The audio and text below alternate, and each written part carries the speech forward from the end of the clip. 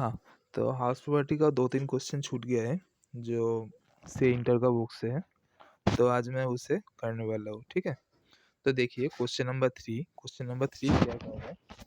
Question number 3 में Mr. Vivek owns a house property whose municipal value, fair rent and standard rent are 96,000, 1,26,000 and 1,08,000. This is per annum respectively. Okay, तो municipal value, fair rent, standard rent दिया हुआ है। ये किस लिए दिया हुआ है? ये हमें जीएवी निकालने के लिए दिया हुआ है, ठीक है? अब क्वेश्चन क्या कह रहा है? During the financial year 21-22 1/3 of the portion of the house was let out. इसका मतलब क्या होता है? जो मेरा घर था उस घर का मैंने 1/3 किया। मान लीजिए कि वो 3 स्टोरी हाउस है, ऐसा समझ लीजिए वो 3 स्टोरी हाउस है, तो उसका पहला हिस्सा मतलब ground floor and first floor मैंने खुद के लिए रख दिया, और तीसरा जो फ्लोर होता है मतलब सेकंड फ्लोर, उसे मैंने रेंट पर चढ़ा दिया, ठीक है? तो ये कैसे समझ लीजिए, तो उसका 1/3 पोर्शन लेट आउट पे मैंने दे दिया। ओके, एंड मंथली रेंट कितने का? मंथली रेंट दिया हुआ है 5,000 का, तो हर महीना मुझे 5,000 करके मिलता है, तो सालों में मुझे कितना मिलेगा? 5,000 मल्टीप्लाइड बाई 12, इसका मतलब 60,000 हमें मिलेगा, ठीक है? The remaining 2/3 portion was self occupied. Okay, जो मैंने बोला ground floor and first floor मैं खुद के मैं खुद के रहने के लिए एक यूज करता हूँ, ठीक है?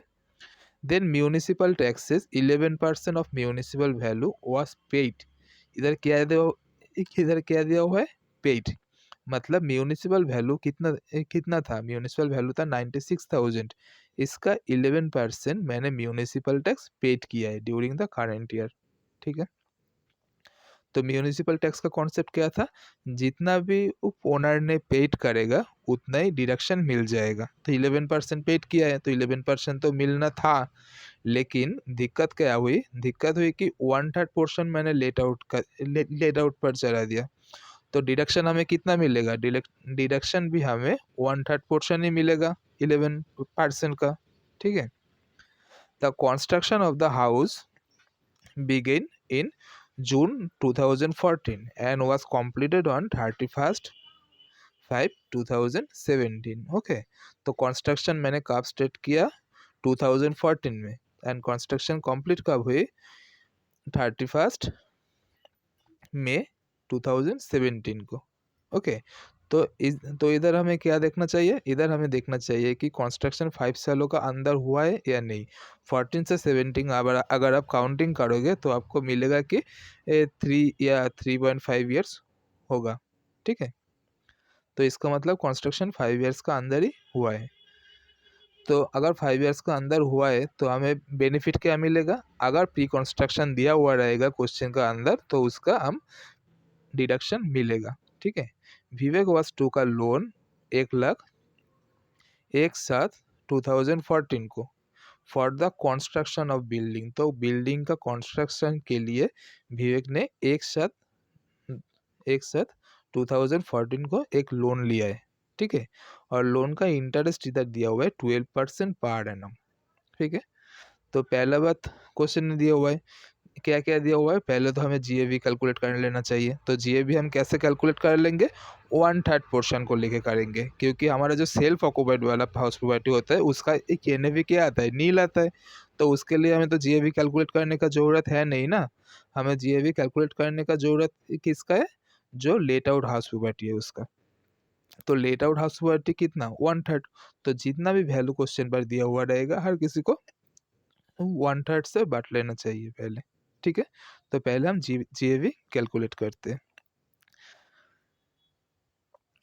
तो इधर आइए, पहले हम क्या लिखेंगे?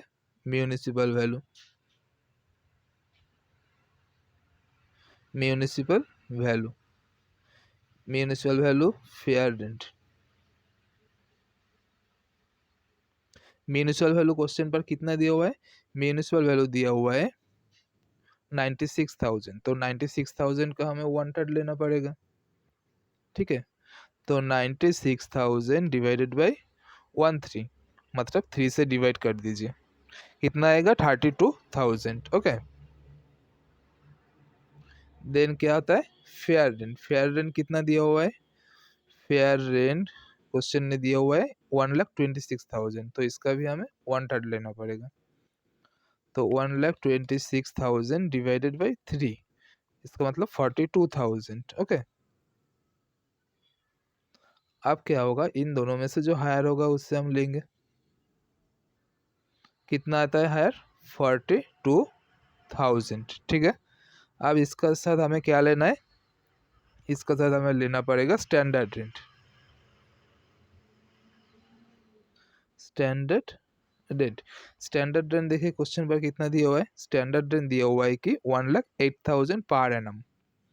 पर एनम ही तो दिया हुआ रहेगा ना, ये तो मंथ में थोड़ी ना दिया हुआ रहेगा। अगर मंथ में भी दिया हुआ रहेगा तो उसे हम एनुअल में कन्वर्ट कर लेना चाहिए, कर लेना पड़ेगा। ठीक है, तो 1,08,000 डिवाइडेड बाई 3 कितना आएगा, 36,000।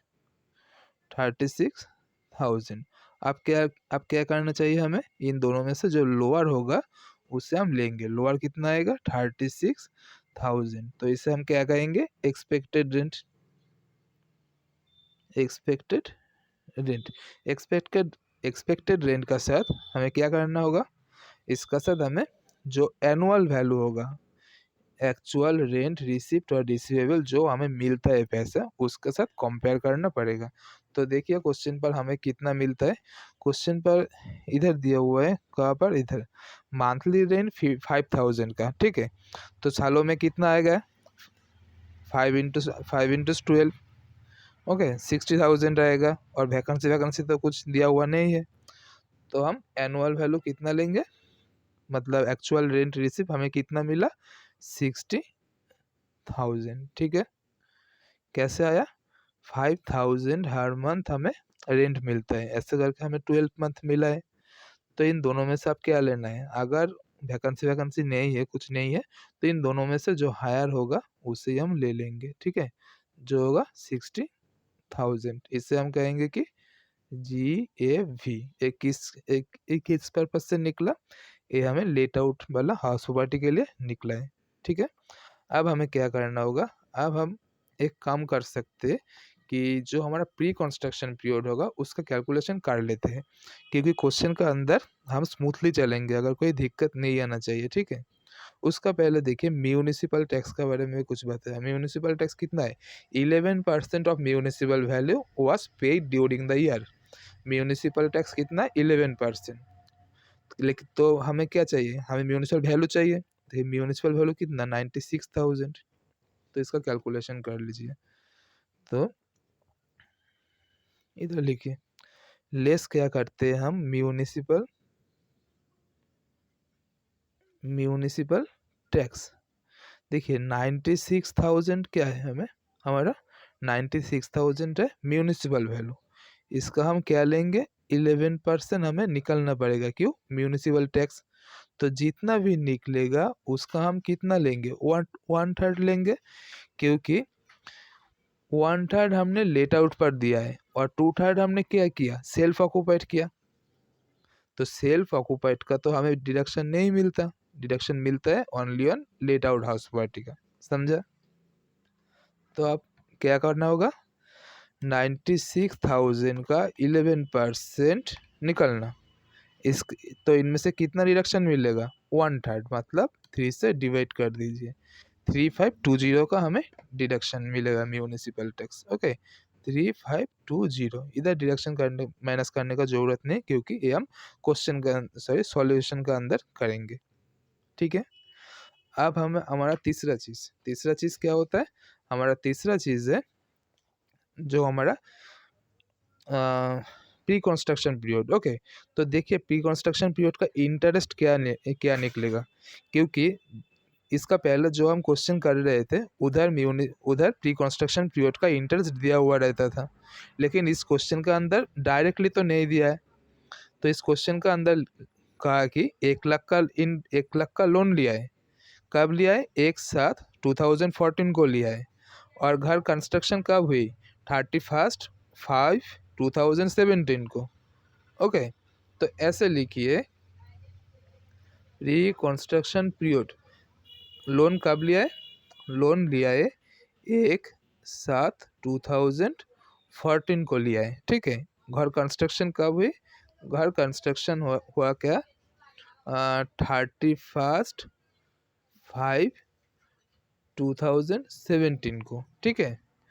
और इंटरेस्ट कितना लिया? लोन कितना लिया? 1 लाख। और इंटरेस्ट कितना है? देखिए 1 लाख का लोन लिया, इंटरेस्ट है 12% पर एनम, ठीक है। 12%, ये तो हमने समरी लिख लिया। अब इसका कैलकुलेशन करते हैं। कैलकुलेशन करने का पहले मुझे बताइए कि, ठीक है, तो मुझे बताइए कि मेरा प्री कंस्ट्रक्शन पीरियड क्या होगा। मैं प्री कंस्ट्रक्शन पीरियड का एक वीडियो ऑलरेडी बना चुकी हूँ, तो उससे पहले देख लेना, तो आपको समझ आ जाएगा। प्री कंस्ट्रक्शन पीरियड का मतलब होता है जिस दिन हमने लोन लिया उस दिन से जब घर कंस्ट्रक्शन हुआ उसका पहले जो 31 मार्च आता है ना, इसका पहले 31 मार्च 2017, इस दिन तक हम कहते हैं प्री कंस्ट्रक्शन पीरियड। समझा? तो देखिए इसका कैलकुलेशन कैसे करेंगे। इसको आप सिंपल तरीके से लीजिए। अगर आप सिंपल तरीके से नहीं लेंगे तो आप दिक्कत में पड़ सकते हो, ठीक है। तो पहले बताइए 1/7/2014 से ईयर एंड कब होगा? 1/7/2014 से ईयर एंड होगा 31 मार्च 2015 को।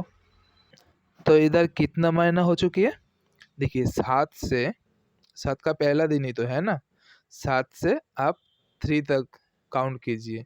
7 8 9 10 11 12 13 ऐसे मत गिनिए, कैसे इजी होगा? 7 से पहले तो 12 में आएगा, क्योंकि 14 खत्म कब होगा? दिसंबर में, दिसंबर 12 में आएगा। उसका बाद 3 महीना एक्स्ट्रा ले लेना, ठीक है। 7 8 9 10 11 12, ओके। और एक्स्ट्रा 3 1 2 3। अब जैसे मर्जी आप गिनिए। तो इधर 9 मंथ हो चुकी है, ठीक है। तो इधर 9 मंथ। अब देखिए 1/4/2015 से 31 मार्च 2016 तक कितना महीना होगा? ये तो पूरा 1 साल, मतलब 12 मंथ, ओके। देन 1/4/2016 से इस डेट तक हमें आना है, ठीक है। तो 16 के बाद तो 17 ही आएगा ना। 31 मार्च 2017, तो कितना आएगा? 12 मंथ।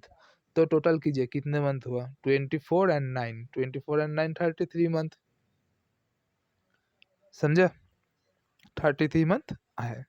तो प्री कंस्ट्रक्शन पीरियड का इंटरेस्ट हमने 30 मंथ तक चुकाया है, ठीक है। अब क्या होगा? अब इंटरेस्ट कितना देखिए, इंटरेस्ट 12% पर एनम, मतलब हर सालों में 12%। तो इसका कैलकुलेशन कैसे करेंगे? 1 लाख का पहले तो 12% निकल लीजिए, कितना होगा? 12,000। ये कितने का? ये 12 मंथ का। अगर 12 से हम डिवाइड करेंगे तो क्या आएगा? 1 महीने का कितना इंटरेस्ट हमने पे किया, तो इक्वल टू 33 मंथ से मल्टीप्लाई कर दीजिए, तो 33,000 आएगा। ये कितने का आया? ये आया पूरा 33 मंथ का। समझा? तो इसका हमें डिडक्शन क्या मिलेगा? 33,000 में हमें डिडक्शन क्या मिलेगा? प्री कंस्ट्रक्शन पीरियड को हम क्या करते हैं? प्री कंस्ट्रक्शन पीरियड का जितना भी इंटरेस्ट होता है उस इंटरेस्ट को हम 5 सालों में का अंदर डिवाइड कर देते हैं। तो इसको डिवाइड कर दीजिए 5 सालों में, तो हमें हर साल कितने का मिलेगा? 33,000 डिवाइडेड बाई 5, 6,600 हमें हर सालों का अंदर मिलेगा। 6,600, ठीक है। हमें हर साल इतना का डिडक्शन ले सकते हैं प्री कंस्ट्रक्शन पीरियड का। लेकिन प्रॉब्लम का हुआ? प्रॉब्लम हुआ कि ये जो 6,600 ये तो 2 हाउस प्रॉपर्टी के लिए निकल गया ना। एक हमारा 1/3 जो लेट आउट हाउस प्रॉपर्टी, 2/3 जो होता है हमारा सेल्फ ऑक्यूपाइड हाउस प्रॉपर्टी। तो इसका डिडक्शन हम कहाँ लेंगे, इसका 1/3 पोर्शन हम लेंगे लेट आउट के लिए, एंड सेल्फ ऑक्यूपाइड के लिए हम कितना लेंगे, 2/3। तो इसका 1/3 कितना आएगा, इसको अगर 2200 एंड इसका 3300 सही है, नहीं 44, ऐसे ही तो निकलता है ना। हाँ, तो ऐसा ही निकलेगा। देखिए ये हुआ क्या, हमारा प्री कंस्ट्रक्शन पीरियड का इंटरेस्ट, और हमारा करंट ईयर का इंटरेस्ट कितना होगा। क्वेश्चन ने कई बार बताया कि करंट ईयर का इंटरेस्ट कितना है, नहीं बताया, लेकिन वो सीधा सीधा नहीं बता के तो इनडायरेक्टली क्या बता दिया हमें, 12% पर एनम करके हम एवरी मंथ इंटरेस्ट पेमेंट करती हूँ, ठीक है, करता हूँ। लेकिन क्वेश्चन ने ये नहीं बताया कि इंटरेस्ट अभी तक ख़त्म हुई कि नहीं। अगर नहीं बताया तो हम क्या लेके चलेंगे, हम लेके चलेंगे कि इंटरेस्ट अभी तक ख़त्म हुआ ही नहीं, है ना। तो इसलिए हमारा करंट ईयर का भी इंटरेस्ट आएगा। तो करंट ईयर का इंटरेस्ट कैसा कैसा आएगा, करंट ईयर इंटरेस्ट भी आएगा 1 लाख का 12% ही तो आएगा। 1 लाख का 12% करेंगे तो कितना आएगा, 12,000, ठीक है। इस 12,000 का भी हमें 1/3 पोर्शन हम डिडक्शन ले सकते हैं लेट आउट हाउस प्रॉपर्टी के लिए, एंड 2/3 पोर्शन हम सेल्फ ऑक्यूपाइड के लिए लेंगे। तो 1,12,000 का अगर 1/3 करेंगे तो कितना आएगा, 4,000। अगर 2/3 करेंगे तो कितना आएगा, 8,000, ठीक है। तो देखिए ए वाला भी लेट आउट एंड ए वाला भी लेट आउट, तो इन दोनों का डिडक्शन हम लेट आउट हाउस प्रॉपर्टी के लिए ले सकते हैं, ठीक है। और इसका डिडक्शन हमने सेल्फ ऑक्यूपाइड के लिए ले लेंगे। तो एक कितना आया, 6,000, 4,000 एंड 2,200, मतलब 6,200, और इसका कितना आया, 8,000 प्लस 4,400, मतलब 12,400, समझा। तो ये सेल्फ ऑक्यूपाइड के लिए। अब देखिए लेट आउट हाउस प्रॉपर्टी का तो कोई लिमिट है नहीं, लेकिन सेल्फ आउट हाउस प्रॉपर्टी का लिमिट है। कितना लिमिट है, अगर हम कंस्ट्रक्शन करते हैं तो हम 2 लाख का इंटरेस्ट का छूट हमें मिलेगा, लेकिन ये तो 2 लाख आया ही नहीं, ये तो आया सिर्फ 12,400, तो हम पूरा का पूरा रिडक्शन ले सकते हैं, समझा। तो अब हम क्या करने वाले हैं, अब हम इसका फॉर्मेट हमें प्रिपेयर करना होगा। फॉर्मेट प्रिपेयर करने के बाद हम क्वेश्चन को स्टार्ट करेंगे, ठीक है। हाँ, तो मैंने जो फॉर्मेट होता है वो मैंने ड्रॉ कर लिया। अब हमें क्या करना है, अब हमें लिखना है। तो पहले हम क्या लिखेंगे, पहले हम लिखेंगे कि self occupied house property, okay. तो लिखिए सेल्फ ऑक्यूपाइड हाउस प्रॉपर्टी, मैं शॉर्ट में लिखता हूँ कभी कभी, तो इसका आप एग्जाम में मत लिख देना। ऐसे ही इंटर में मार्क्स थोड़ा सा कम ही आता है, उसके ऊपर आप शॉर्ट में लिख देंगे तो उसके ऊपर तो मार्क्स आएगा ही नहीं, ठीक है। पूरा का पूरा लिखना। तो पहले हमको क्या लेना है, जीएवी मत लेना, क्योंकि मैंने पहले वीडियो में बताया जीएवी से हम क्या डिडक्शन लेते हैं, म्यूनिसिपल टैक्स का। लेकिन सेल्फ ऑक्यूपाइड हाउस प्रॉपर्टी में हमें म्यूनिसिपल टैक्स का डिडक्शन मिलता ही नहीं, इसलिए हम जीएवी से जीएवी सीधा सीधा लिखते नहीं। हम क्या लिखते हैं, हम लिखते हैं कि नेट एनुअल वैल्यू, ठीक है, net annual value. Net annual value कितने का, net annual value self occupied के लिए सीधा सीधा हम नील लेते हैं, ठीक है। ये कितना पोर्शन के लिए, आप लिख सकते हो कि ये 2/3 पोर्शन के लिए। और इनमें से हम क्या लेंगे, डिडक्शन लेंगे, डिडक्शन अंडर सेक्शन 24 का जो एक ए वाला पार्ट है स्टैंडर्ड डिडक्शन, वो हमें मिलेगा क्या, नहीं मिलेगा, क्योंकि नील का ऊपर अगर हम स्टैंडर्ड डिडक्शन 30% लगाएंगे तो वो भी तो नील ही आएगा, तो इसलिए लगाने का जरूरत है ही नहीं। तो सीधा सीधा हम क्या लिखते हैं, 24B वाला पार्ट लिखते हैं, ठीक है।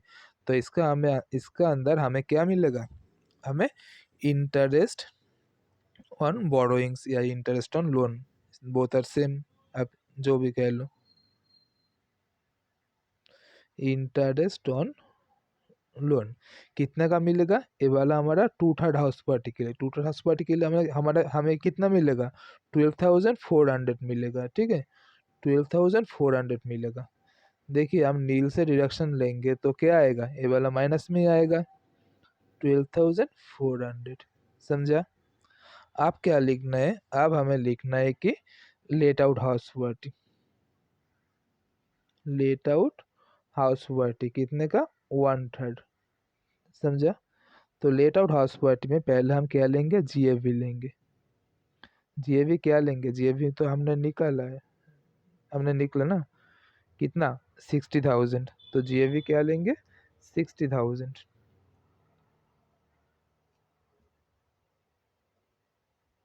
तो इनमें से हम डिडक्शन क्या लेंगे? म्यूनिसिपल टैक्स का। पहले म्यूनिसिपल टैक्स का डिडक्शन हम क्या लेंगे?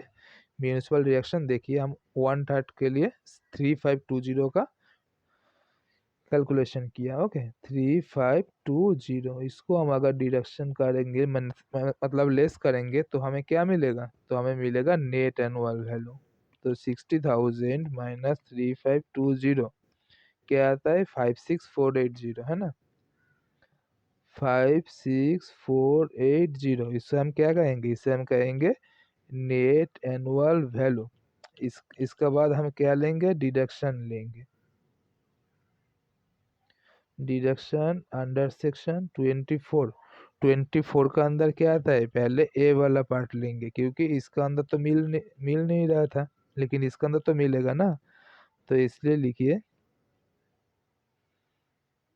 Standard deduction. स्टैंडर्ड डिडक्शन हमें कितना मिलेगा? 30%। किसका? एनएवी का। एनएवी ए वाला पार्ट है, तो इसका 30% हम लेंगे। तो इसका अगर हम 30% कैसे गनेंगे? Multiplied by 0.3, 16,944। ठीक है, 16,944।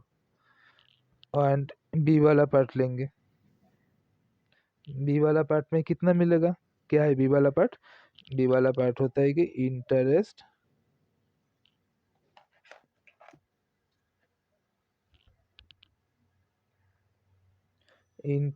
On loan. Interest on loan क्या है? कितना? देखिए 1/3 के लिए ए वाला एंड ए वाला दोनों मिला के कितना मिला हमें? 6200। ठीक है, तो 6200 इसको हम डिडक्शन कर लेंगे तो क्या आएगा? लिखिए 56,480 माइनस 16,944 माइनस 6200, 3336 4 3 6। ओके, 3336। तो ए वाला तो पॉजिटिव में आया, तो इससे तो इनमें से माइनस कर दीजिए पहले वाला उसका सेल्फ ऑक्युपाइड का 12,400। तो कितना आया? 20,936।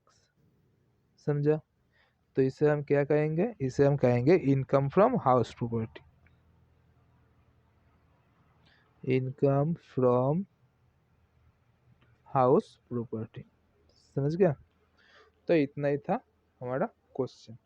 तो क्वेश्चन को आप पहले एक बार देख लीजिए, फिर खुद से कोशिश कीजिए। ठीक है, अगर सी इंटर का बुक्स आपके पास तो हो गई क्योंकि आप आईसीआई के साइट से डाउनलोड कर सकते हो। तो मैंने तो ये क्वेश्चन कर दिया, अब और 2 क्वेश्चन छूट गई है, उसे मैं कर दूंगा।